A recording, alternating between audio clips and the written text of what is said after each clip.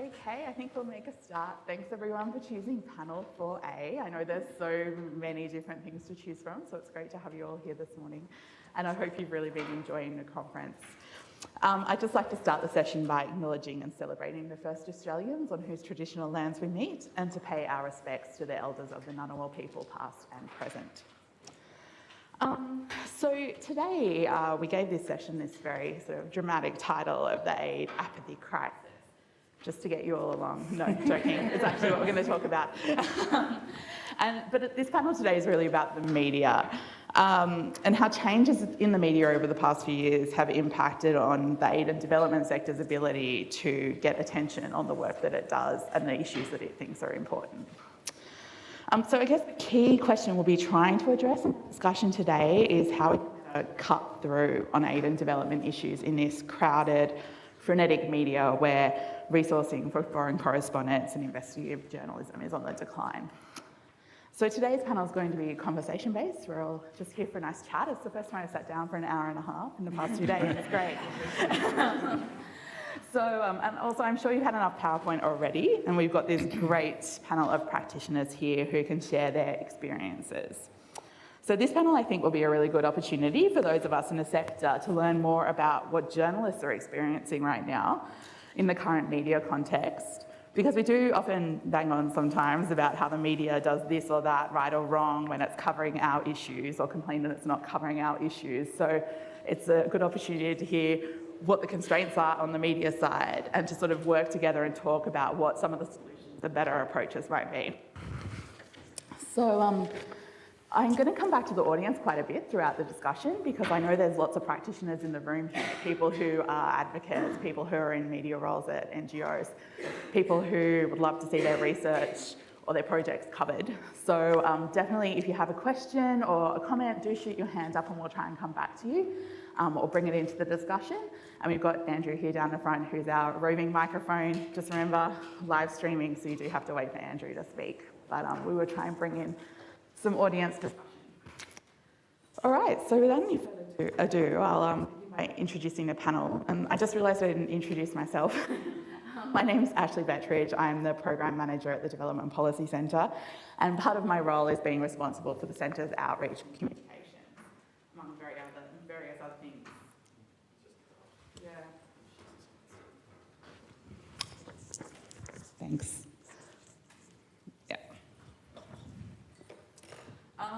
So before I moved into academic think tank life, the glamorous world that it is, I worked in development communications in Indonesia and Timor-Leste, and I actually trained as a journalist. So the panel today is a topic that's really of close interest to me, not only because I was a frustrated journalist who didn't get to cover these really interesting development issues that I thought we should be covering, but also because now I'm often a frustrated person pitching our research to the media and being like, why don't people care about our beautiful papers? So for me, definitely very keen to have this discussion today. And we're joined by this amazing panel. So I'll start with Nick Danziger, who many of you might have actually heard speak this week on Monday night at the Drill Hall Gallery. His exhibition Revisited is at Drill Hall. Definitely go and see it. It is really, really worth it. But if you missed the talk, Nick's a world-renowned photojournalist, documentary maker and author. His photos and work have been featured worldwide. His work has toured museums and galleries internationally, and they're held in numerous collections, including the National Portrait Gallery in London. He's won many awards for his outstanding photojournalism, including from the Royal Photographic Society and the Royal Geographical Society's Ness Award in recognition of raising public understanding of contemporary social, political and environmental issues. And Nick's also the author of 3 books on his travels. Much of his work focuses on people facing war, poverty or disadvantage. And next to Nick, we have Jo Chandler. And we're very happy that Jo is often involved with many of our things at the Centre, including she was a participant on the judging panel of the Mitchell Humanitarian Award that we gave out last night. Of course, that went to the Fiji Women's Crisis Centre.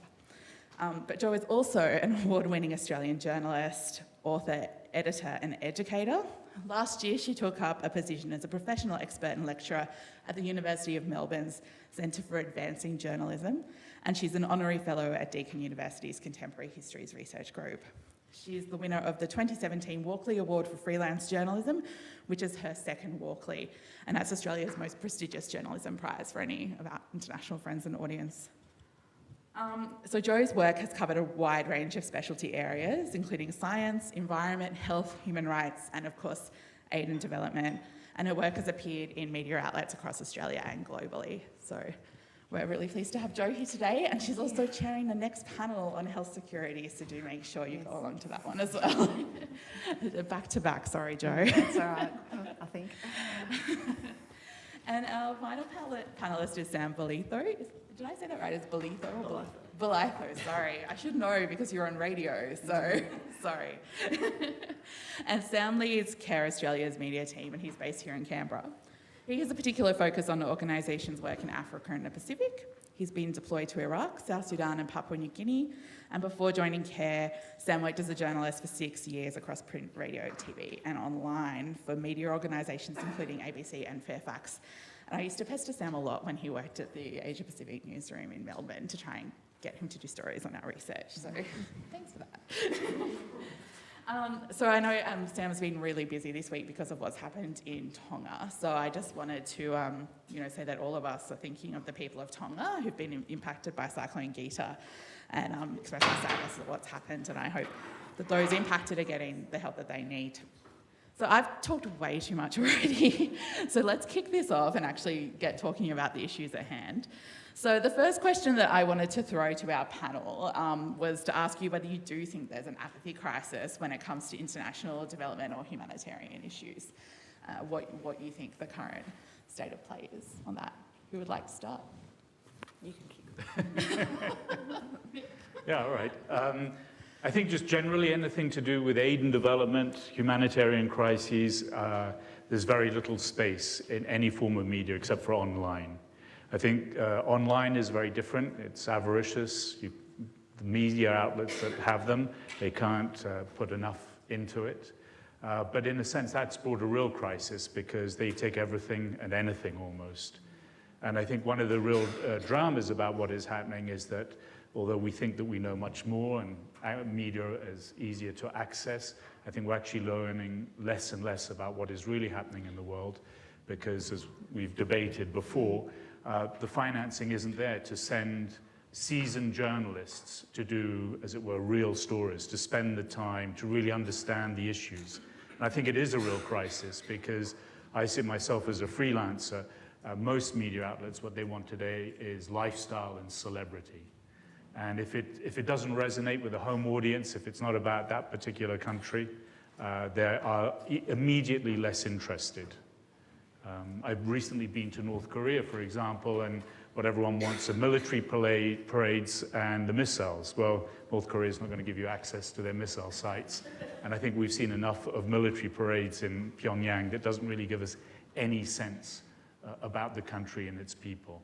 And I think that's a real crisis, both that the media outlets aren't interested, and it's a crisis because now most of the major news organizations rely on stringers or their subscriptions to the wire services, and I don't think that's a particularly in-depth way of going about learning about a particular location or issue. How do you feel, Jo, particularly in the Australian context? What's your experience?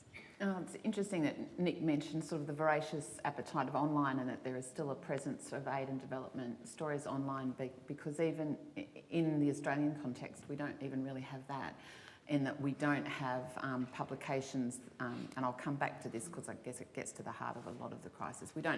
We don't have the bums on seats in terms of subscriptions, and we don't have the philanthropic culture that will support something like the Knight Foundation's support of a site like Undark, which is does some. I recently did a piece from Nigeria on polio for them, sort of 6,000 words, and that they can afford to pay me for several weeks to work on that piece. There's nobody in the Australian space, even online, that has that kind of resource. In terms of the apathy, I guess what we've got is this intersection of a media crisis. Obviously, there's complete media disruption, which again we'll get into some of the mechanics of that later rather than sort of roll into the whole disaster now.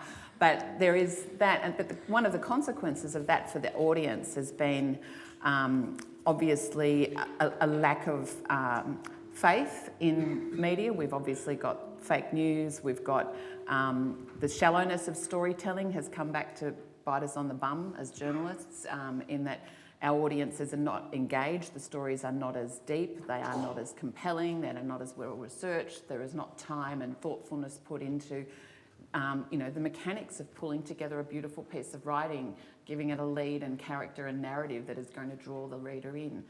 And I think too that as readers, I mean, we're all awash in this kind of maelstrom of stuff that falls on us from a height into our phones and our devices every day. And I think that does lead to kind of hardening of our hearts and also maybe a kind of a trauma. And I know I often feel quite traumatised just looking at the stream that comes into my feed. And so if somewhere in the back of my head there's an excuse that says it's poor media performance, or it's possible, maybe it's fake news, it's kind of almost a temptation to kind of grab that as a reason to kind of hide from it and not engage. So I think there are hardened hearts, and we have to think as practitioners about how do we then find innovative ways to kind of connect with an audience that are so exhausted by content. And that challenge is occurring in an environment where there are just so few resources to be having that moment of reflection. Yeah, that must be something you really grapple with as well, Sam, since you're working with CARE, but you've also been on the other side of the coin as well as a journalist. So how do you see that? Well, I mean, I wouldn't say it's an apathy crisis, because there's plenty of evidence of stories that do cut through, whether it's the attention that Syria got after the images of Alan Kurdi, or some of the success that we've had on the East Africa food crisis. But to your point, I think compassion fatigue is the bigger issue, and I think the development sector and NGOs need to take some responsibility for that, because we're always crying wolf, saying this is the worst thing since World War II, or this is the worst since Rwanda. We're always, fear-mongering, and sometimes I think the best story is the story that's not told if it's not warranted, so that when there is a big story, it can be done well, and that the audience is ready to listen to it and it has impact. I think if you cover a story in minute detail every single moment, the audience is going to tune out. I think it's much better to just do one story that really hits the mark, and that can resonate with the audience. And I guess that 24-hour coverage and things that we see now means that if something does happen, it can dominate the cycle for ages and ages, and you just hear the same story over and over, and the details repeated. Do you think that might sort of actually make people care less, essentially? Well, I think it has the potential to do both. That constant stream can make people tune out, but that can also be harnessed to create a bit of a moment for one particular issue. Right. I wanted to ask you as well, Sam, CARE recently released a report called Suffering in Silence, which is on the most underreported crises globally. And many of them they've barely popped up in the Australian media, even though one of them, Typhoon Doksuri in Vietnam, hit our region, a place that many Australians go on holiday. Crises like those in Mali, Burundi or Eritrea, we just didn't hear about. So what sort of implications does that have for an aid agency like CARE in getting attention on the work that it's doing? There's definitely a clear correlation between the amount of media coverage that we get and the amount of donations we get, and our ability to influence big donors like DFAT and the like. There's no question. But a lot of the time, I mean, it's easier to point the finger at the media and say they're not covering this worthy issue, but it's very hard on the other end as well. At the moment, I think there's a very worthy story to be told about the displacement crisis in Central African Republic, but it's virtually impossible to tell that story. There's no access there, and pretty much every surrounding country there's no access. So, ordinarily I'd try and find a way to facilitate a media visit to the field, but it's just not possible in that case. So, yeah, there aren't always easy solutions. Right, so access and safety and security are a real problem in getting those stories out then. Yeah, I think that's the main one. And, you know, we were talking too about, you know, diminished newsrooms and the lack of resources, but from my perspective, that also presents an opportunity that journalists are often, well, they appear to be more open to doing trips where aid agencies can help cover part of the cost of the trip or arrange the logistics where they don't have producers to be an enabling influence. Right, you want to jump in? Well, I want to say, I mean, this is the real spiral of why conflicts don't get covered and why many of these extremist groups operate in these regions. So the region that you've just talked about, Al-Mujah, the Al-Qaeda affiliates, is one that I go to quite regularly. People are not interested even in the media if you bring out stories. It's incredibly difficult to work in that environment. Some of the countries insist that you're protected by soldiers. So if you're an independent journalist, I particularly don't go on embeds. But I mean, a remarkable response to that was actually in Niger, where several of those groups are operating, and the director of the hospital was saying also how all of the aid agencies had pulled out, the UN also. So petrol for ambulances no longer existed to bring emergency cases. And his remark to all of that is, you know what we need here is a war. I mean, he saw the only solution was for a major conflict to take place to put the focus and spotlight back on that area. And that's what's really difficult for an independent journalist. I sometimes do ask ICRC, who particularly work in those kind of environments, but they themselves now are increasingly being restricted. They're being targeted. So what chance do we have of working in those kinds of environments? They've worked for decades in Afghanistan. They've recently had to reduce their staff because their staff have been attacked. And then the crisis really develops in those countries because no attention by policymakers, the aid agencies suffer as well, and obviously independent journalists find it increasingly not just difficult, but dangerous. I did want to ask you, both you and Joe, about working as freelancers and independent journalists, because there is definitely seemingly more of a shift to that in international correspondence, and I just wondered, you know, how do you experience that as someone trying to cover these kinds of stories, or to try and get attention on stories that you think are really worthy? Like, for example, Joe, I know you've been in the Pacific a lot and you like to go up to PNG. How do you find the appetite for those stories, or the level of support for you to pursue them? I'll answer that question, but I think what Sam mentioned before about agencies underwriting journalism trips these days is obviously something that we really need to kind of dig into a bit later, so yeah, I can come back to that. Yeah. In terms of, look, it's really, I've spent the last 5 years as a freelancer I've sort of had two streams of sort of science and environment reporting, which is kind of something I can do from my desk in Melbourne largely, and I can get reasonably paid if I crank the stories out at a reasonable rate. So that's kind of sustainable to an extent, and it's an area where I've got contacts and background, and so I can kind of jump in and do those stories relatively efficiently, and I've got a capacity to sell those to editors nationally and internationally. So that's bread and butter, but the stories I really want to tell often are about aid and development, about women in the Pacific, about sort of what I call hard to tell stories in hard to reach places. And I'm really passionate about those stories, and they are vanishing because of the media disruption and the kind of, the breaking of the whole media model.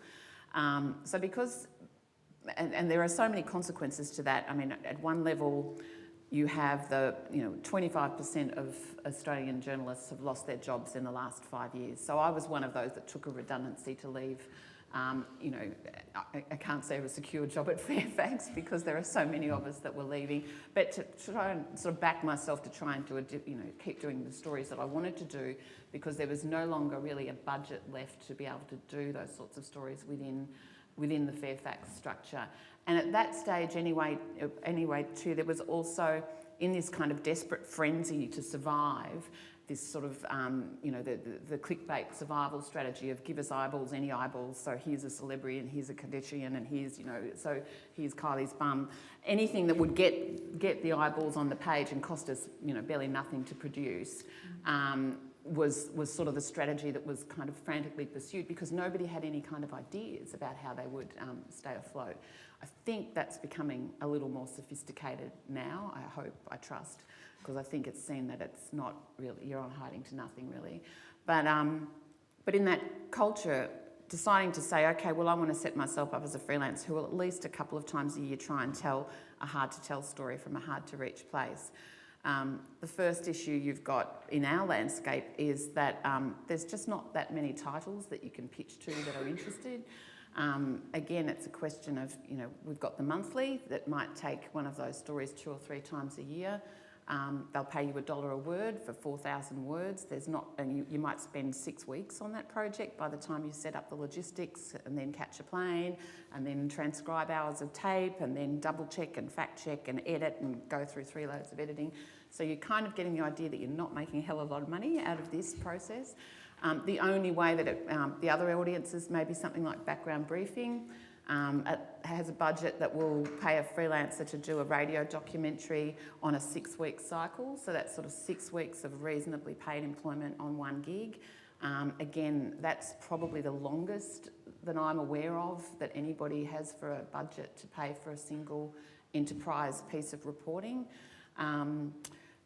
Once, you know, Fairfax Good Weekend used to take a bit of this stuff. I'm not sure currently what its mindset is around the stories. It will, you know, throw in an aid and development story now and again, but usually if it's been underwritten by someone's book or, you know, an NGO, and they'll only take 2,000 words and they might pay you 80 cents a word. And again, so you're getting the drift that you're not really in it for the money.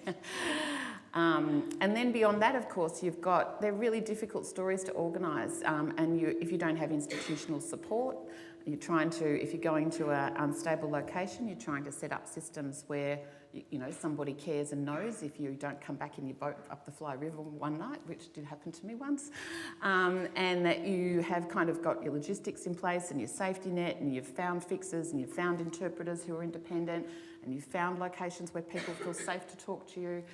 All of these challenges, which and then getting a visa can be very problematic, particularly if you write stories that have any impact. So logistically, as a freelance enterprise, you are really up against it. You've really got to have a large amount of experience about how to kind of make the pieces slide in together, maybe do 2 or 3 or 4 pieces out of, you know, find different revenue streams to kind of come in and, you know, you may have gone there to do a story about violence against women, and then you quietly crank out a tourism piece on the back of it to pay for it. You know, so there's really strange systems that you have to evolve. You have to be really creative. You have to either have a healthy savings account or a partner willing to subsidise you whilst you indulge in these stories. That's not good news for a single person on Valentine's Day. And it is. I mean, it's a really, you know, well, you know, it's not, you know, or a redundancy package which you might be able to kind of leech across to support you for a few years. But all those obstacles, and then the fact that there are not that many editors that are interested. I mean, The Guardian, you get a great run, but The Guardian, the Scott Trust is, you know, they're in trouble. There's not a lot of budget attached to that either. And I know, Nick, on Monday night you mentioned that you had also had trouble. You were in Armenia telling a story and you hadn't been able to place it either, and that sort of proximity seemed to be one of the key factors in that for you. Yeah, I mean, not to say, I think I'm one of the fortunate photojournalists that are left, but even I cannot survive just on photojournalism. And those that are surviving, we're running workshops, we're doing teaching, we're selling our prints, a whole variety of activities, but not out in the field on a 100% basis for our income. And I think a very typical story for me of what does take place is that I've been working now for 2 years on a story about isolated elderly people in Armenia, and it's often the case in many of the former Soviet states. They're very dramatic pictures. I showed them to a picture editor of a magazine that is geared towards kind of the third age group, and he was very taken by the images. But when he went to the editor, and the editor actually called me to say, well, it's not the UK. If it was the UK, it might interest us. But we are now all in the Northern Hemisphere, and here it's an aging society. It has many issues that I believe are related. It's not the strength of the story, it's not the strength of the picture, it's just, is it in my backyard or not? And we've become more and more isolationist in every aspect of what is taking place. It's sort of, you know, if it is a picture of Niger, well, what do we care about the children in Niger? How does that relate to us? And I think one thing that you didn't possibly mention, which I'm sure you do as well, is you apply to foundations and prize money and scholarships, anything you can. You spend a lot of your time, or at least I do, a lot of time applying for funding from non-traditional sources. And they are usually swamped because obviously everyone is looking for that pot of money, which often isn't very large. And on that, I can come back to it if you like, but we don't have many of those agencies here. So to do the work I've been doing over the last few years, I've applied frequently to places like the Pulitzer Centre for Crisis Reporting, which underwrites a lot of reporting in our region and around the world, although they tend to focus more on Africa and Central and South America. They're not as engaged in the Pacific. And they'll provide grants of $4,000, $5,000, $6,000 American, which is enough to get, you know, reporters on the ground when they have some support from their own newsroom. But one of the obstacles you have to clear to get that money is that you are going to be reporting, producing stories that will run before an American audience. So in that sort of, I'm defeated at the outset of that because I'm trying to write stories that will resonate for an Australian audience. So the Pulitzer Centre, there's several other agencies like that. Knight, I think Warren Buffett set up a huge fund to support storytelling, particularly by women storytellers and about women's stories. Again, the focus is on American reporting, American production and publication, and in other parts of the world. Similarly, the Europeans have some of these commissions. And I can talk more about it later, but I have tried several times over the last few years to sort of get up an effort, a similar sort of enterprise in the Australian context that would operate like the Pulitzer Centre, where there's a little pool of money and journalists, whether they're working for a publication or even the ABC or an independent like me, could pitch an idea a couple of times a year. An independent panel would make an assessment of the value of that pitch and throw a couple of $1,000s at the project, and then it would be independently reported using that with a disclaimer at the bottom of the story saying this was reported, you know, supported by the Australian Journalism Foundation. The problem is there isn't really a philanthropic culture here that thinks that journalism is something that we could or should be backing. And I've gone to big philanthropists and put this case at me, and they look at me like I've got two heads. You know, what support the journalists? You know, and yet the Knights and the Pulitzers have been doing that kind of thing for forever. We put submissions into the recent Senate inquiry into public interest journalism, sort of arguing the case for this.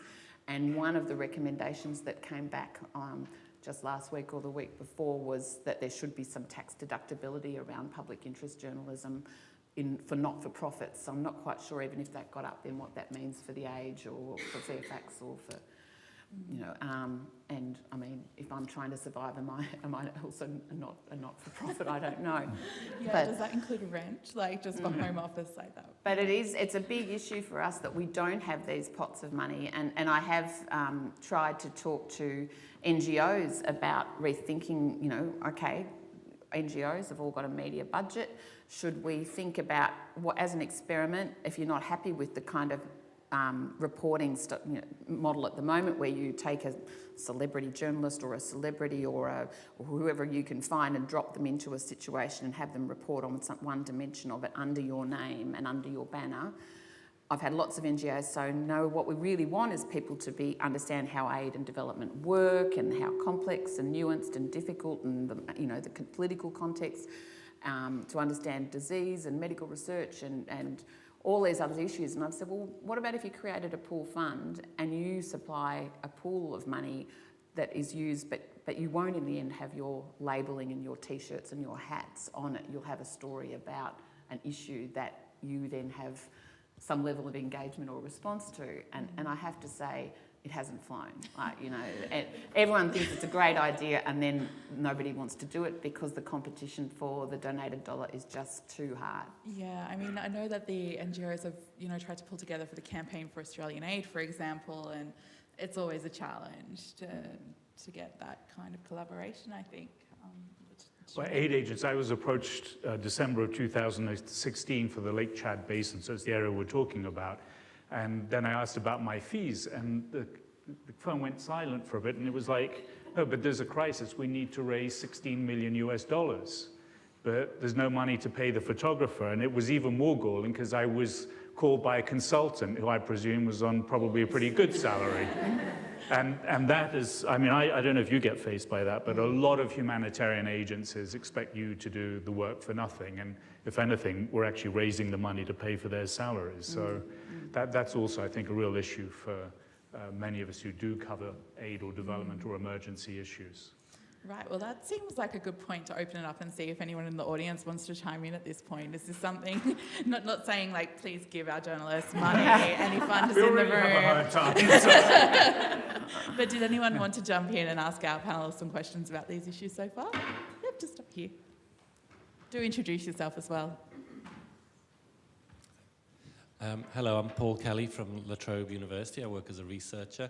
I thought the idea you mentioned before about working with NGOs was very interesting. So NGOs have budgets for communications, they have budgets for reporting, they spend a lot of money on glossy reports, particularly when they see successes sort of emerging. So I'm wondering what the panel thinks about those kind of collaborations. I mean, NGOs are being asked to collaborate with local workers in countries and divide up the labour to who does what best. It seems like journalists have a lot to contribute there, maybe not on an article, but on a strategic collaboration over time, so that there's a set of articles over time. You contribute to reporting, you contribute to articles. I don't know, but some of the things you mentioned really seem to fit to that space, so I just wouldn't mind sort of hearing what you think about it. Anyone else want to jump in with a question? We might come back with a couple, take one more.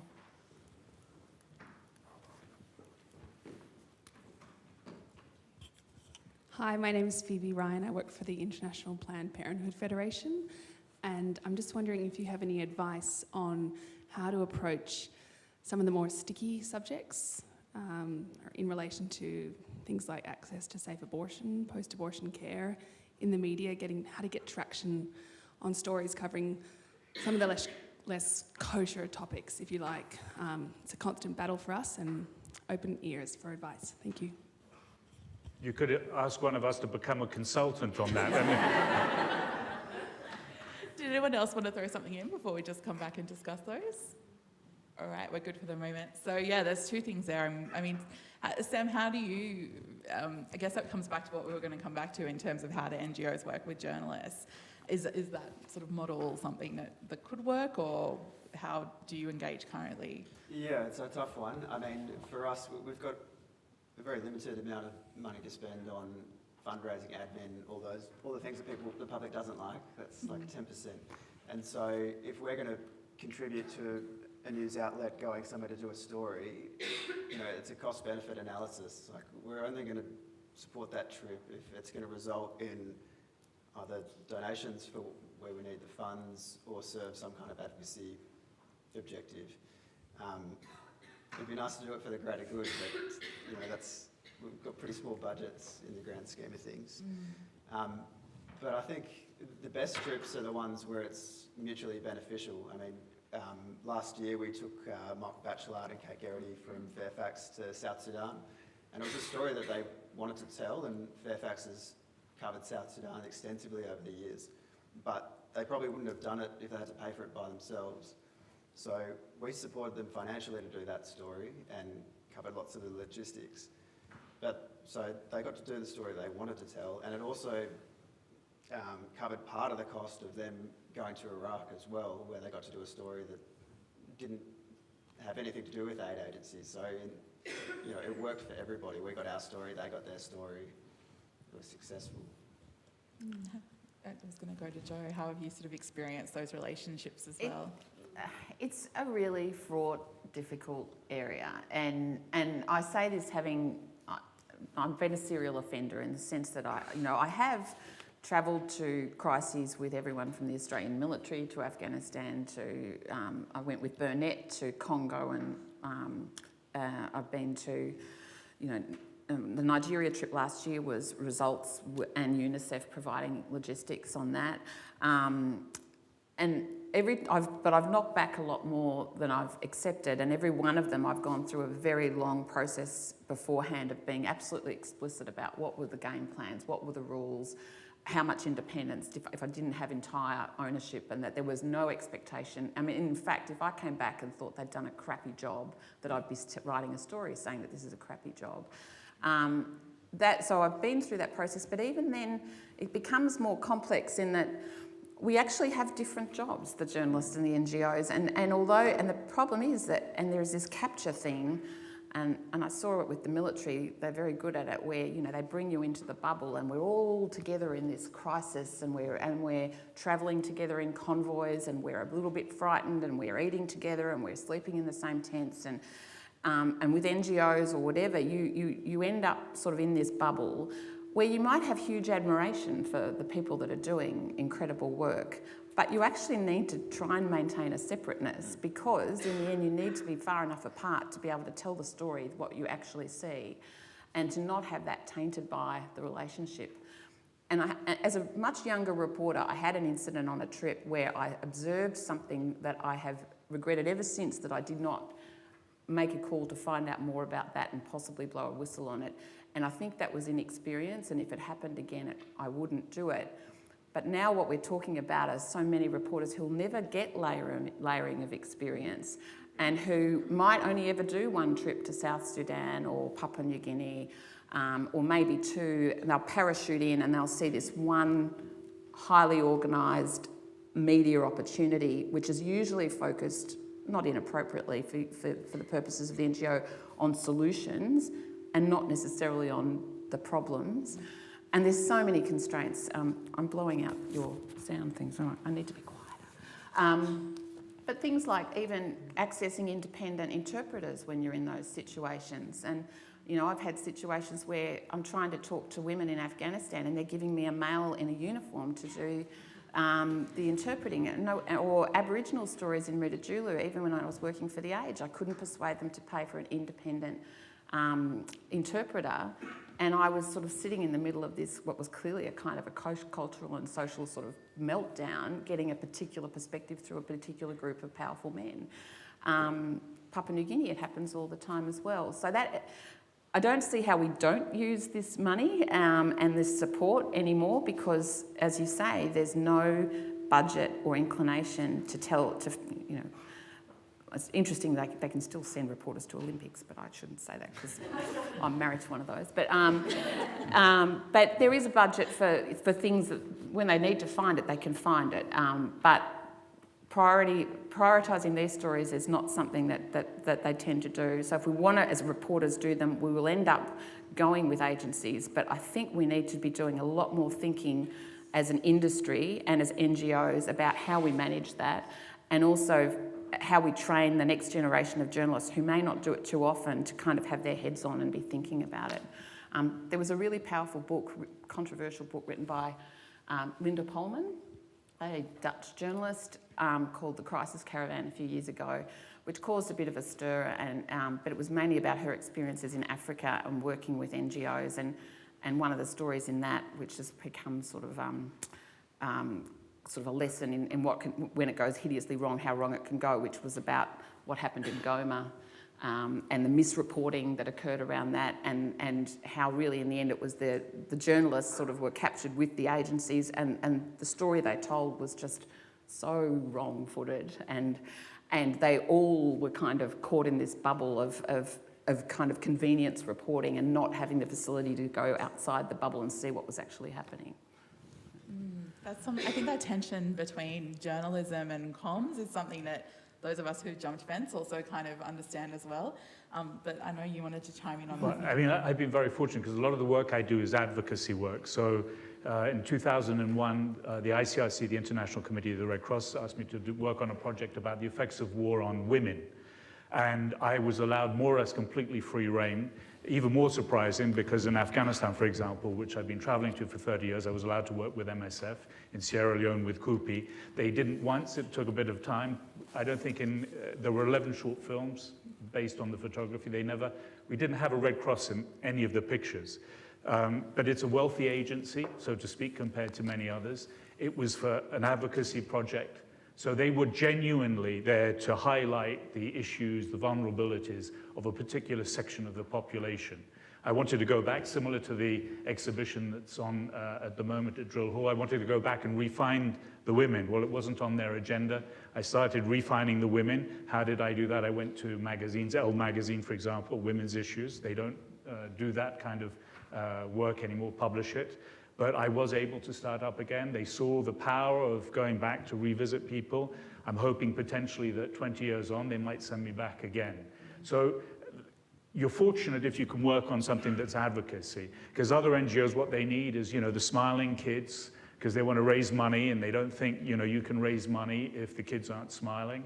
I think there's all sorts of issues around that as well. So I think it depends which agency you're working with. I've just recently been working on a project. Well, 2 years ago, I started with WHO for people who use hard drugs. And it was very difficult working with them because they had a certain image. In fact, they didn't want me, in the end, when they started seeing the pictures of faces of people, they said that they couldn't give informed consent or a variety of issues. I said, these people have come forward. It's been very clearly spelt out.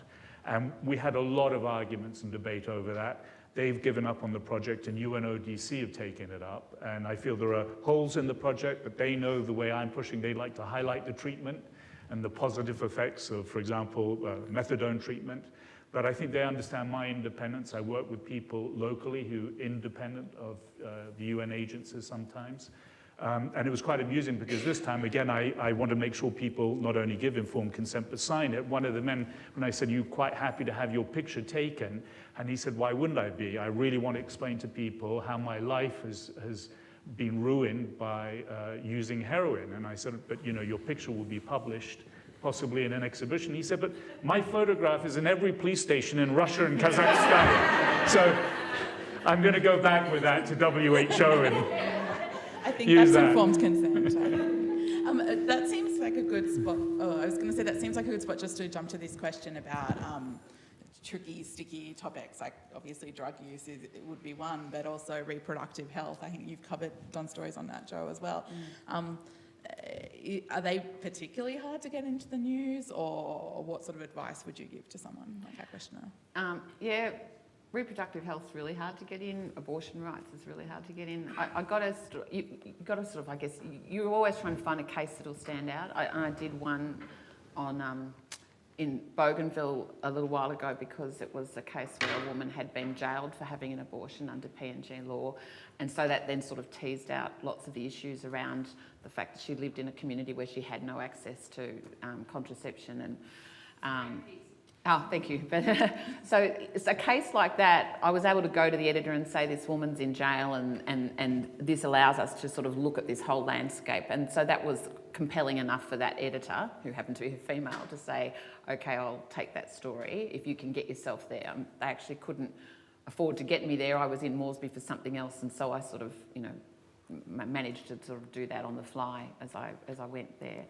But often stupid, cheesy things. I used to exploit Mother's Day every year to construct a story around maternal health or maternal deaths, and try and use that as sort of a device when people were having, their sort of cheesy Maya moment about what motherhood was, to kind of flip that right over and talk about reproductive rights and maternal death rates on our doorstep, and to try and sort of, dig into that. So I'd rifle back through pictures we'd taken of the midwifery programs that were operating then in PNG, and sort of, positive story, we're doing something good here, but what is the problem? And so I'd sort of dust those off at every opportunity. So sometimes you just kind of have to be a slave to those sort of cheesy cycles and just, work them for all you can. And there's another element which I'm discomforted by, but you kind of have to go there. Often you need a character who's going to take people into one of these landscapes that is compelling and that people connect with. And I spent years trying to write stories about the maternal death rates in Papua New Guinea, thinking that on their merits we would see that that was a compelling story, but often people's eyes glazed over. So then I heard this story about this knockabout Australian carpenter who at age 40 had a moment in the bush in PNG and decided he would become an obstetrician, and 15 years later he's flying a plane around Milne Bay, sort of doing maternal rescues literally. So Barry Kirby, and he ended up becoming, he gave an address at the National Press Club, and there's been an ABC documentary done on him, and he's an extraordinary man. In some ways, I kind of don't like to do the white knight story, and I kind of cringe at it, but there's often that's the only way to get an editor to help you. And then as readers, it helps them into this landscape. They're following someone like them or someone they can identify with. So the heroic nun or the doctor, the nurse, that's someone from our culture that we identify with, and then we put them into that reality. It's kind of a tried and true formula that works. I mean, it's sort of frustrating. A little while ago, I tried to pitch a series about extraordinary Pacific women to the Australian Women's Weekly, and I had a number of them, and there was a new editor started on the Women's Weekly who I thought might be up for some interesting things, and she is, but in the end she kept saying, it's the Australian Women's Weekly, it's got to be about Australian women. So I ended up writing about Elizabeth Reed, which is an interesting, fascinating story, and I'm happy I had the excuse, but there's so many others, I've got nowhere to park them. I don't know where to put them, so. I'd say too, that we've talked about how the media is changing, but there are so many more opportunities for stories like that now, I think. There's women's focused podcasts. Mamma Mia is one of the most generous audiences for our stories. They're always interested. The magazines, we had a story in Clio about our work in Vanuatu, and the headline was, "We need to talk about periods," which I don't think could hope for any better with that. That's good to hear. Good to hear the positive side as well. I saw a couple more questions, I think. You want to grab one here? Hello, my name's Gordon Peake. I'm from the ANU. Well, I started a couple of days ago, so I'm still getting used to the title. I want to ask you a question about books. Joe mentioned the Linda Pullman book, and I read that as well, and I remember it kind of cutting through with me. And I'm going to gush for a little bit, but I remember reading Nick's book about 30 years ago. It's this book called Danziger's Travels, and it's about this kind of bimble through Central Asia and an interweaving of history and personal experience. And that book still sticks with me. And when I wrote my own book on East Timor and my experiences there, I remember going back and rereading Nick's book and just being, falling in love with it again. So it's very, very nice to be in the same room as you. Thank you. My question is, I guess, on the sort of books is, we've talked about the difficulty of cutting through in this environment where so much stuff is coming in on your feed, and the crisis in Australian journalism. In this space, and given that you've both written really well received and books, is there a space for that type of the longest form of long form journalism in this environment? Another question just for Sam. I remember reading Sam in the newspaper and being really taken by how provocative you were in your writings. Is there a space for someone to write provocatively about aid and development? Let's say the story that's getting more attention than anything this week is the Oxfam Caligula sex parties in Haiti. You would really struggle to get a story about Haiti on, but yet that's cut through. So I guess my question from you, given you're on the sort of poacher turned gatekeeper side of the fence, is there space for that type of provocative journalism in the aid space?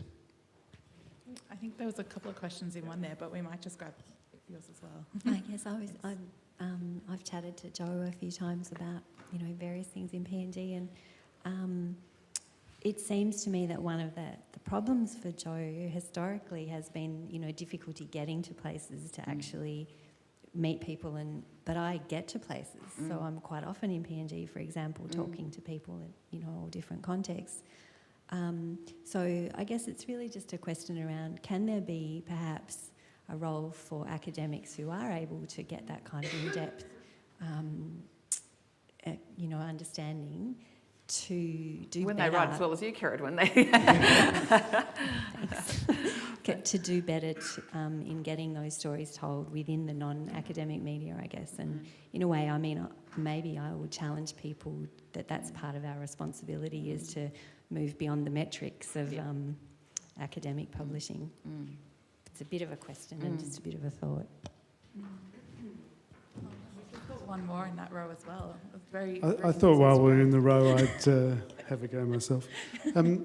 As you've been talking, I've been thinking about just how paternalistic a lot of stories about aid are, and the difficulty of, I wonder whether the audience for them dries up because it's a kind of stale, we're helping these poor people kind of thing that loses its ability to engage people morally. And then I was thinking about the Panama Papers and Oxfam's campaign against tax havens, and how there was that kind of convergence of critical journalism and kind of bigger civil society campaigns. And certainly here, tax havens have come into our political debate. So that kind of, I accept all the gloom that you've been talking about, but I can also see some things where there are some kind of powerful reframings and new constellations of players that maybe provide us with one bit of a way forward, maybe. I don't know.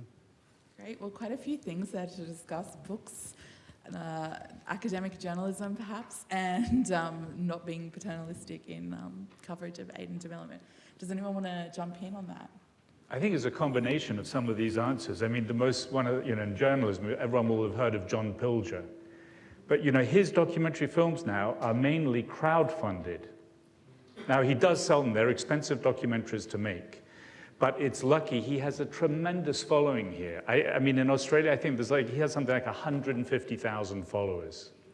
So, if everyone's contributing, a couple of dollars, he's going to have a voice, and he is someone who people will listen to. But, he can no longer go to the BBC or to the Independents and raise that kind of money. So I think that shows you how difficult it is. And when you say, it's the Australian white woman going somewhere, or, the British or American, unfortunately, I think editors are so terrified about their readership. They've got to hold up to the owners of the outlets that they work for, that it's a vicious circle. And they're not going to take a gamble on important stories that don't have the peg that I think we've all been describing, the peg that most readers will relate to. And so I think, there are places for good journalism, but how many people are going to read it? The New York Times is running huge deficits. It only has survived thanks to a multi-billionaire Mexican philanthropist. And if we look through the media as well, that is really what is taking place today. The Guardian, if any of you ever look at the Guardian, they ask you to donate money so that they can keep going. And so I think, yes, you can place your work, but where do you place it and get that readership? You can have a blog. What is the audience for the blog? And then I think it comes to also sort of question about the NGOs, and probably you're very concerned. Sometimes you probably only need to have one person read your piece, and that might be the Prime Minister. So how do you reach the Prime Minister? So I think there's many answers to that, but I think we're all sort of coming back to the same thing is, the landscape has changed, and there are many, many pressures, but ultimately it's now incredibly splintered. There's no kind of general focus. People don't pick up the Sunday papers in the way they used to. The young audiences they don't read papers, they don't read magazines, and they don't, if they're going to look at something, it's usually on YouTube. If there's a crisis, I know that from my own kids, if they get their news, it's because someone else has said something. Facebook is ending for young people now. They've gone on to Instagram. So, if you want a piece read, you have to be very inventive about who is the audience you want to reach and how do you reach that audience. And I'm sure from what you were saying, you're grappling with that. Yeah, and that also relates to your question about being provocative. Yeah, it is very difficult often. There are lots of, when I'm writing something, say, doing an op-ed for the Herald Sun or the Daily Telegraph, there's lots of sensitivities that prevent me from writing about things that I would if I was in your role as a journalist, especially in conflict scenarios. There are lots of things that I can't say because it puts our staff in danger, and that makes it harder to tell a compelling story. And yeah, as you were saying, I mean, we speak very differently to different audiences. If I'm writing a piece for the Herald Sun, you know, I'll try and make it as relatable as possible and, you know, kind of ham up all the emotional stuff, which is probably not the way that I would prefer to write it, but if that means it gets published and that means Herald Sun readers are going to hear about South Sudan, then I think it's worthwhile. And also, I mean, being provocative, you need a really good spokesman for your organisation who's articulate and can make decisions on the fly about what issues they can push and what things they need to pull back on. Yeah, I mean, Tim Costello is probably the obvious example who, you know, he can talk about anything, but he does it because he uses analogies and he makes things relatable to the public. I did just want to get back as well to that question about academic journalism. It's something that we're particularly interested in at Centre. I mean, we're really frustrated often that we don't see these things get covered, and the Aid Profile series that we've put together that form the shortlist of the Mitchell Humanitarian Award is sort of our attempt to try and get some attention on some of the wonderful things that are happening in the sector that just have been overlooked elsewhere. And I know you're you're involved with Melbourne Uni now, and if you wanted to just chime in on that, Joe, is that a way forward? You know, and the stories, I was looking again at the one that Stephen wrote about the Fiji Women's Crisis Centre when I sent it out this morning. I mean, he said something last night about being a frustrated journalist, and I think, thank God he wasn't a journalist. We wouldn't have stood a chance. You know, he does terrific work, and that policy blog is telling so many stories that ought to be in mainstream, and they're engagingly told. They're not written, you know, always, you know, often they're written in a very accessible way for a general audience. So I think it's evolved as a really, really powerful tool, sitting in a landscape where nobody else is sort of paying attention to those things. And I think you're right. I mean, we need to be encouraging more academics to write. I mean, the conversation, I guess, is an example of where we've seen that shift occur. There is still, I know from working with academics and trying to get them to translate and de-jargon their work, that it's a really long, hard slog to get them to write in that way. But I recently did a science writing sort of masterclass for the monthly, and we had 2 sold-out sessions of people coming, and nearly all of them were medical and scientific researchers who were desperate to be able to get their story. Researchers, and I mean, I had a couple of surgeons, former Australian of the Year, you know, like all these people turning up wanting to be able to write accessibly for a general audience. So obviously there's an interest in that, and obviously academic institutions have to find mechanisms that recognise non-traditional research writing in a way that makes it worthwhile for you to be kind of spending time on those things. But I think the shift needs to be even bigger than this. And as you say, I mean, I sit here going, I want to get to these places and tell their stories. You're in location, but not just you. There's Martin Namarong, you know, telling us what's happening in his neighbourhood. And there is Scott Wade and all these reporters who are in place. And yet there is still this resistance for us to hear people's stories from their own journalists and from their own mouths. And it's the conditioning, I guess, that my generation had, that we needed the outsider to stroll into the landscape and to explain the complexity and kind of cut through the local sort of, you know, issues and give us an honest assessment of what was actually going on in terms that we could understand as an audience. But that person doesn't exist in the landscape anymore. There are not very few, with the exception of like the exceptional Sally Sarah and a couple of others, and we've still got Eric left in PNG, the last man standing. But there are very few resident correspondents who have the opportunity to learn language, to learn the nuances of a culture, to kind of understand the landscape of who's doing what to who. Where they are there, they're vulnerable sometimes to being chucked out if they start to tell true stories about some of those things. So we rely now on the parachute journalist, and I'm a serial parachutist, I guess, and I have deep qualms about that practice. I do it thinking surely something is better than nothing, but now I'm starting to sit back and wonder, well, is that actually true as a philosophical question?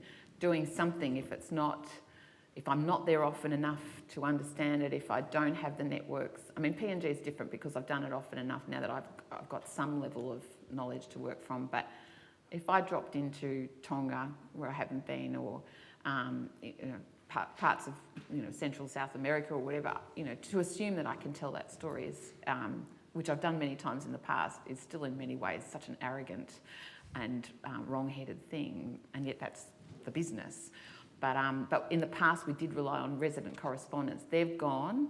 So how do we train up, support local journalists, local bloggers, local storytellers, and give them some authority and recognition in what they do? I wanted to move on to thinking about what we can do, as I definitely didn't want us to just talk for most of the session about how terrible everything is. And I think that is a good point to raise. Like, what could the NGO and development sector be doing more to empower local voices and to bring those forward? Is there more we could be doing? Yeah, it's a tough one. I mean,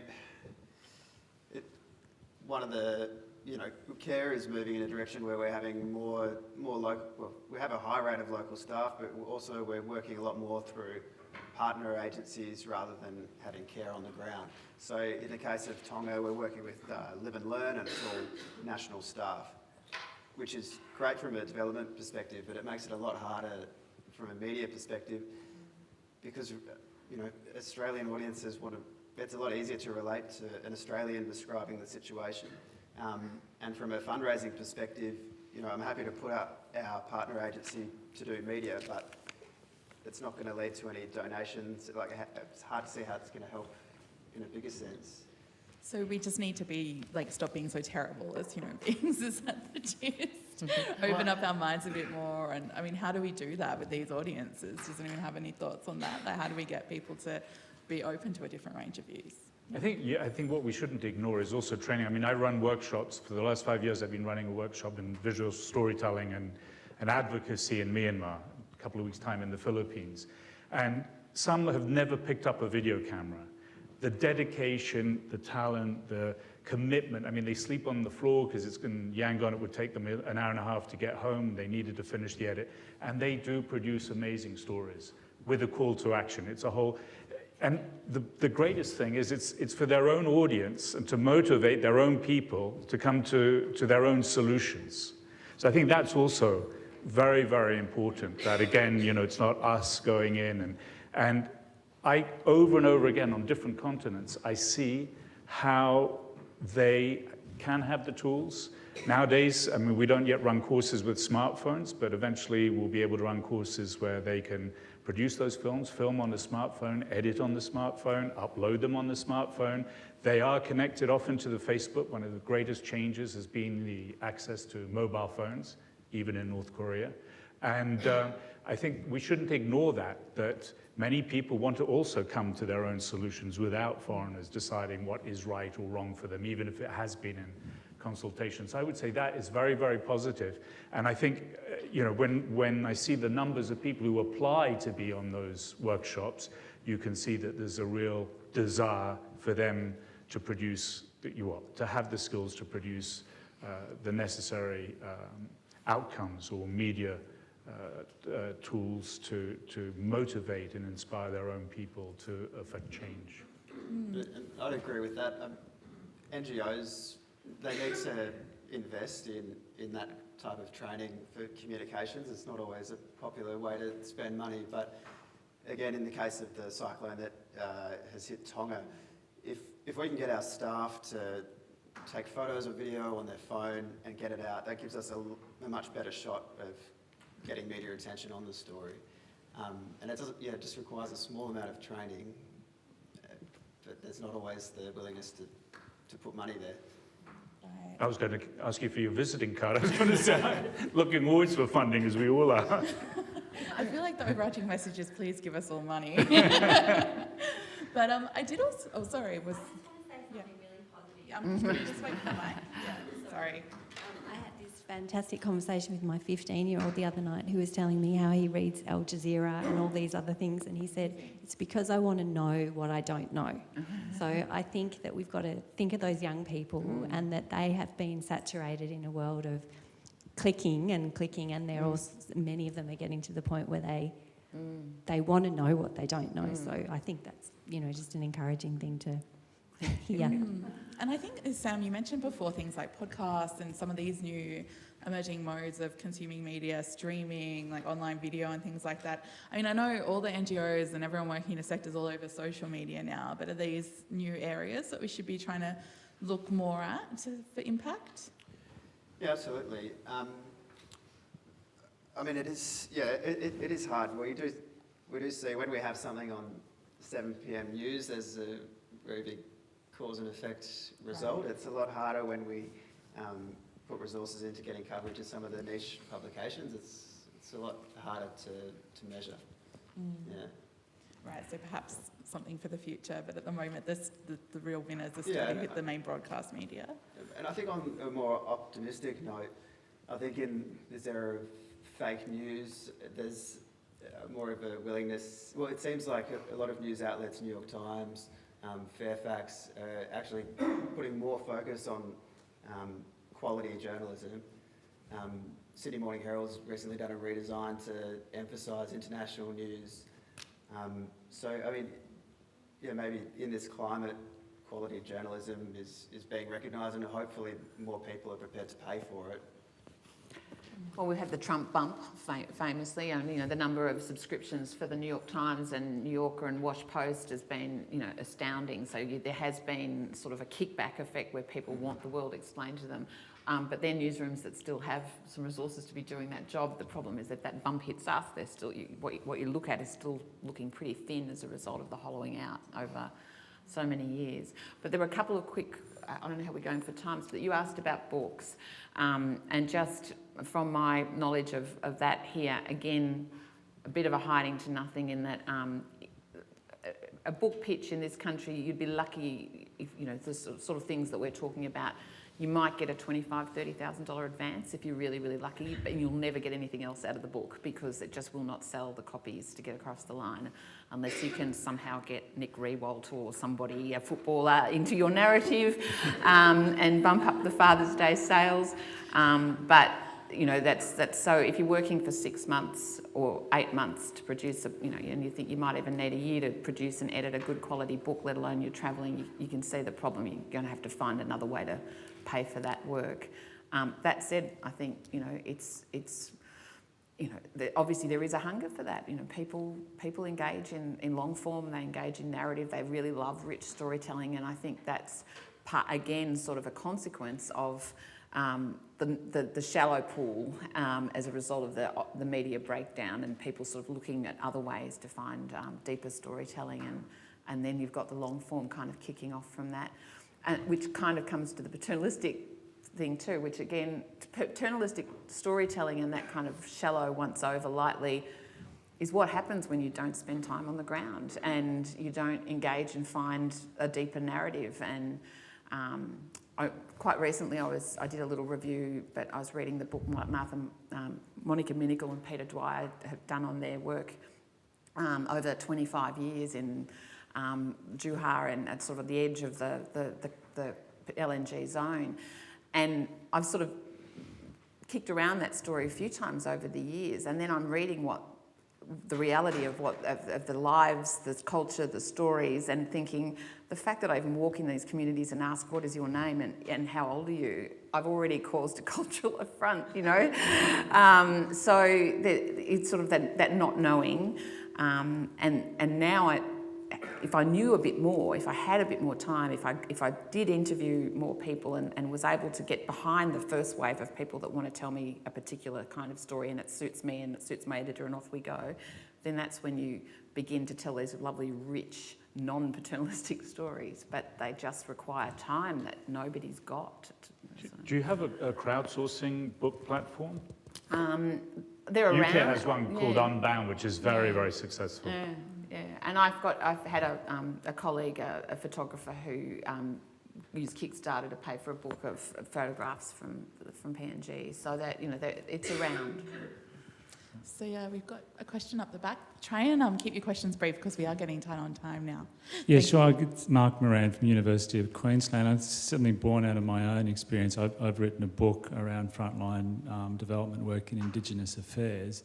Is the point when the editor told me that I had to write myself in and actually write the characters in And I just reflected upon that, and I think that that's something that maybe is across our sector. I mean, to be a good development worker, you know, you sort of have to make yourself invisible, and but to make it a much more compelling story, you've got to put yourself in the story, and you've got to. And we also tend to be careful about protecting, the people that we're working with, I suppose, or doing that, operating in a very ethical way. So maybe we're a little reluctant to name characters and really develop characters, which makes for a compelling read. I just don't know if that's my own experience. I don't know if people wanted to comment on that. And if that's the case, then we've got to get over that. Otherwise, we're never going to sell the stories. It actually ties in, we've got another one down here, Andrew, but I'll let you get down there first, into something that I wanted to bring up with the panel, which is to sort of ask them, what is really annoying about working with NGOs for the journalists? Like, I know that sometimes there's this fixation on the positive stories where you might want to go into other issues. Is that, along with what Mark just mentioned, some of the challenges of working with NGOs and development agencies on stories? Or, how do you find it? Give us a review. Tell us how we can do better. Sorry, Sam. I can tell you what I've heard from journalists who I pitch to. But I mean, one of the things that NGOs do a few things badly, and I try not to do these things, but swamping journalists with stories they're never going to cover. Like, just stick to a good one and make a good pitch to a journo who's actually interested in that issue. And when doing itineraries for field visits, NGOs tend to put a list together of like the best of their agency, and they run through 10 different things in one day, going to each project, which doesn't make a compelling story. In the case of Sally Sarah's story we did in Somaliland, we created an itinerary that created like a full picture of the story, and we made sure that we spent half a day at a hospital, and the hospital wasn't a care hospital. We had a relationship with the hospital, but that was it. And yeah, we dedicated a half a day to that hospital so she could find those personal stories and find and her ultimate story ended up being 3 minutes on just the hospital, and it had a huge impact with the audience. And how about you, Nick and Joe? Well, I mean, I think if I'm approached, usually they know what my interests are, what my strengths are. So usually, on the rare occasions that it happens, it's usually a very good working relationship. If anything, they want to show me too much, and I usually say, no, I want to spend the time that I have in one location and really get to grips with that. So but I would say that generally speaking, it's very positive. But then, when it comes to editing, it depends what the uses are, etc. So it's not just being in the field, it's then how is that work used? In my case, I don't allow my images to be cropped, etc., etc. So there can be quite a lot of tension over how the images are used and the issues of informed consent. And sometimes you take very, very difficult images, which, some people will criticize me for or attack me, and that's very hurtful and damaging because they were not taken with those intentions. I've found probably the best working relationship I've had with NGOs has been usually, and my preferred model is I get myself to wherever it is that I want to go and I want to tell my story, and then I'll have spoken to somebody that's got a partner agency, up near WeWAC that are doing work with communities around forest stealing and tree stealing or whatever, and they will help me locate those people. So I haven't cost them to get me there. I get myself there under my own steam, but then I'll usually put fuel in their vehicle and pay for phone calls and things like that so that I can sort of square off. But if it means that I get access, particularly to local or people that have been on in country for a long time and get that knowledge, that can be really useful, and that kind of, I think, works both ways. But I'm not beholden. But at the same time, I'm getting the benefit of deep experience and relationships that you have worked on, and that's another thing. I also understand, though, too, that I can't come crashing in and say, I'm sorry, I'm really not interested in talking to the chief or, bowing to the mullah or whatever it is. I just want my story, because if I'm doing that with NGOs or agencies that have had to negotiate those relationships and develop those relationships, my bullet-a-gate approach may well undo so much important. So I have to understand, like I understand if I go into a village, I've got to, may I come in? Am I allowed to come here? Who do I need to talk to about getting access? And understanding in PNG that might mean a lot of meetings. And in Nigeria, it meant, to get the polio story, we spent hours and hours with mullahs and the emirs, princelings, and knowing, and I had a journalist with me, a Canadian, who drove him nuts, and he kept screaming, just let us out at the story. And I'm going, well, this is the story. It's about these relationships. You can't get polio into these communities unless you have the trust of these people and their engagement. And our job isn't to undo that. So suck it up and sit down, but that sort of, if I had an editor banging on my head saying you've got to file every day, I wouldn't have had that luxury. So it's about understanding, I guess, what we both want and how we can navigate in a way that's going to look after both of our interests, and me understanding the tensions and issues that you face, and you understanding, why I need to be given space to tell my story, and you might want to look the other way sometimes. So. We do have another question, I think. Oh, Michelle's playing. So I'm Michelle, and thank you for such a frank conversation about this. And I'm coming back to my questions, linking again media and aid, and I keep thinking of the Papua New Guinea scape, and two issues that have been sort of striking me a lot is the violence narrative and sorcery narrative, which the international audience has an appetite for, especially the Papua New Guinea side. But at the same time, it's a space that Australian Aid is very, very heavily invested in. So one of the things in my mind is there is actually an argument for media funding in this space, and especially to move it from that glaring front page narrative to that more nuanced, what can be done to support solve this. So I always think there is actually an argument for aid to be channeled towards supporting media in some of these spaces, especially PNG. And the other one was, Joe, your comment about the local journalists, and I also think there must be some room for great collaboration, and because I often watch these great friendships on social media between local journalists, and you call yourself drop parachutists, but there's this nice, to me, just watching, there's nice scope there for collaboration, because I often think that local journalists must get fatigued if you're having to deal with violence and sorcery every day and the trauma of it, and having somehow a space to let that be communicated internationally. So don't lose hope, don't give up. And we also had another question, just your neighbour there. Thank you. You've talked lots about telling hard to tell stories from hard to reach places, which is fascinating. I'm interested in your reflections on the related story about aid in the Australian media, or in the Western media generally, and aid effectiveness. And the kind of questions that were raised in the last of the 3-minute pitches before the break, that we talked about the fact that the Oxfam story has really grabbed the media attention this week, and clearly that's shining a light on an issue that seriously needs to be addressed, but at the same time, it's very easily hijacked by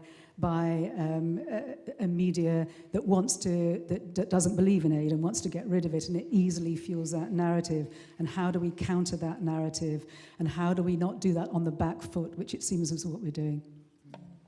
Two great questions there, I think. Joe, did you want to start on Michelle's PNG question? I guess that was part of my argument when I started trying to rattle the tin with the NGOs, saying if you want a more literate, sort of aid literate, receptive sort of audience, we need to be having, doing reporting that's not necessarily branded around the issues and the complexities of, how aid works, what doesn't, what the benefits are.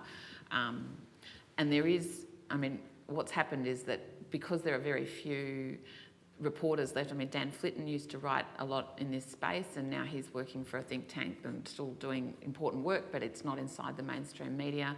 I used to do a fair bit of it.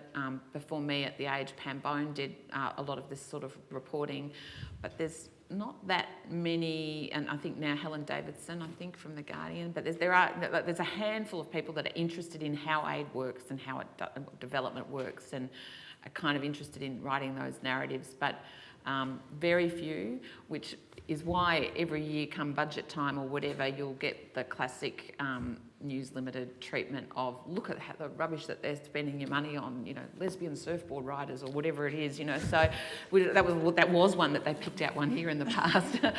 But there'll always be something that they'll, you know, this is a disgrace, how can this possibly be good? And of course, people in the development space will know that there's all sorts of, you know, reasons, and maybe there are some, you know, dodgy projects, but there are also a rationale sometimes around these programs that is not immediately apparent, and you know, and to me that's why I'm kind of deeply frustrated that there's not, and I know Sam says the budgets are really tight, the competition's tight, I get that, but I also think that you are, by not finding a way to kind of help mainstream reporters understand these issues and explore them independently, that you will never build that level of literacy and understanding to so that you have a really wholesome, interesting, vigorous public debate about what we ought to be spending on aid and what it ought to be, and you know, and instead it's corralled in places like this but doesn't get out in the world. So. I mean, for us, just to touch on that as well, I mean, it's a huge frustration. We do all this work and analysis on aid effectiveness. I mean, then the budget comes out and everyone just calls us for budget quotes, and then we don't hear from them again for another year. So yeah, I mean, it's frustrating. Like, there's definitely people who are willing to really take the time to engage and explain, but that interest barrier and also a time barrier, I think, for many journalists and newsrooms is a problem. And the churn, like the new people coming in all the time in the industry now, and they're all often very green and new, straight out of uni or limited experience, and so you don't get the chance to build those relationships in that context, or to build up the knowledge in an interested reporter over time. I don't know, but I think we have a responsibility to identify the next crop. I mean, Adam Guttrell, he's been writing lots of stuff on aid and development issues for Fairfax, and also, you know, where it's possible, I think taking a journalist to the field, that's how they start getting interested, and if they have a personal interest, that's going to flow on to their reporting. And it's hard to do, but there are ways to do it. There are sometimes like Bill and Melinda Gates funded things, Campaign for Australian Aid funded things, or even there have been times where a journo's joined one of those kind of junkets announcing aid or something, and they've tacked on another couple of days, and with that we've been able to show them some of our work. I mean, in terms of selling aid, everyone has a different opinion, but I think one thing that we don't really do enough is tapping into that kind of patriotism and showing, you know, what impact Australia is having. Like, it's a bit cheesy, but it works. And the commercial outlets are still interested in that story if we can help them show you, like, you know, Aussie innovation or whatever it might be. Well, I mean, just to relate to Oxfam and what you said about your budgets, I mean, I think ideally it shouldn't be the NGO funding it. These, you know, Fairfax should be funding the visit because it's independent. And I think we've shortchanged the general public. I think, I don't need to tell all of you, aid and development is very complex. And I don't think by showing happy kids or starving kids does anyone a service. And if we don't get the long-form journalism with informed reporters who are prepared to spend the time in the field and then have the space in whatever media outlet, I think this is tragic. And what's particularly tragic for me, having worked with some organizations, Oxfam is one of the few agencies that did spend a lot of money on advocacy. But, you know, try and raise money for people to take trained, highly sophisticated, educated, mainly people from the north, into ministries in Afghanistan to talk about gender. Who's going to give them money to do that? And that's the tragedy, is that I think without governments changing policy and without sophisticated journalism, how can we educate people to understand that, as John Donne would say, no man is an island. We're all in this together. And that, you know, if it's bad for people elsewhere in the world, it's going to end up causing an imbalance, and whether it's refugees or migrants or whatever, we will always suffer the kickback. And sadly, I think today that's the problem, is that the media aren't taken seriously. I think what aid and development can do is no longer seen as something attractive or something that should be funded. And we don't have enough space to defend that as being a really important aspect of the fact that, you know, I think all of us probably feel pretty lucky that we were either born here or managed to get here to a place where we don't have many of those issues that are the difference between life and death. I think political leadership that you're touching on is something that frustrates us all greatly, because I do think that that also would open up more space in the media for coverage of these issues if there was more of a degree of leadership from... Well, journalism can lead people. You know, governments change policy because, you know, the press, in theory, can bring pressure to bear. But I don't see that in recent history as being... I mean, there are not that many John Pilgers that had that effect, certainly in the past, I believe. But I also think part of the disruption being now that we all live in our media silo, and so we are getting this curated version of the world with the issues that interest us, means I think that's part of the diminishment of sort of the media being able to be effective, because you're always singing to the choir of your own audience. And I got some crowdfunding a couple of years ago to go to Manus, and one of the things that one of the people that dispensed that money, a very senior Australian journalist publisher, said, can you please try and get these stories somewhere unexpected? Get them into News Limited, get them into Mamma Mia, get them somewhere else. Please not the Monthly and the Guardian Bleeding Hearts again. Guess what? They ended up in the Monthly and the Guardian Bleeding Hearts. And it wasn't that I didn't try. I did try to get them placed somewhere else. And in fact, I got a long way down the track with Mamma Mia. But in the end, I asked them for two things. One was a guarantee that it would get a run. And somebody said, well, look, if it's a big day on The Bachelor, you might suffer, you know. So, and the other thing I said, I want a nominal payment so that you have skin in this game. I know that I've got the crowdfunding has paid for my visa, my travel, my 10 days on the island, a photographer I'm taking with me. But you need to pay me something so that I know you've got skin in the game and that this is valued. That's the other thing, that we're making what we produce valueless. And without those two things, and I think I asked for $1,000, but without the guarantee of not being trumped by The Bachelor and the $1,000, it fell over. So that's and News Limited, they just see my name and it's not going to happen. So, you know, so there's those sorts of fracturing. I don't know how we cut out of the silo, because I think the power of the press in the old days was that you opened up the paper and you saw something confronting that did not sit with your view of the world. And now probably the only place you might get that news is on ABC radio news, where you still get a flow of the news curated according to its importance in that moment by a team of experts. But even that now is maybe going to diminish. I hate to have to bring this to a close. Yes. I feel like I'm part of the problem, though, because I do watch The Bachelor sometimes. So we should all examine our own news consumption, perhaps. I feel like I went on a Kylie Jenner binge in the lead up to this conference. But I think we touch on so many different things, and I'd love to keep discussing them further. But definitely do feel free to talk to our panellists now that we're closing. But since I gave the timekeeping warning, we do have to wrap up. Did you just want to make any quick closing remarks? I think I've said enough. All good? Yeah, All right, well, join with me in thanking our panellists.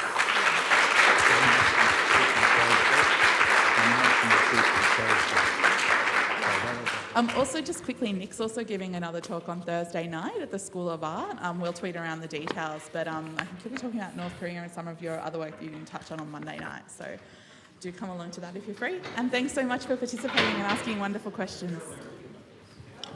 Thanks. Interesting.